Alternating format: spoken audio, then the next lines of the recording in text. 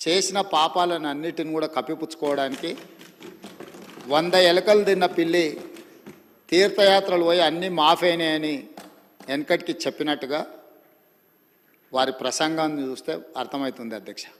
వారేదో వీరోచితంగా పోరాటాలు చేసినట్టు, ఆ పోరాటాలతో ఢిల్లీ దద్దరిల్లినట్టు, తద్వారా ఈ తెలంగాణ రాష్ట్రం ఎక్కడికో ఆకాశంలోకి అభివృద్ధిని తీసుకెళ్ళినట్టుగా ప్రజల్ని తప్పుదోవ పట్టించే ప్రయత్నం చేస్తున్నారు. ఈ సభలో రికార్డ్స్ని సవరించాల్సిన బాధ్యత సభానాయకుడిగా నా మీద ఉన్నది అధ్యక్ష. వారు చెప్పిన సత్యదూరమైన వార్తలతో పాటు కొన్ని సత్యాలను ఈ సభలో ప్రస్తావించాల్సిన బాధ్యత నా మీద ఉన్నది అధ్యక్ష. 2014 నుంచి 2021 వరకు ఎన్డీఏ ప్రభుత్వానికి, మోడీ గారి ప్రభుత్వానికి రాజ్యసభలో మెజారిటీ లేదు అధ్యక్ష. ప్రతిసారి వారు ఏ బిల్లు తీసుకొచ్చినా, ఏ అంశాలు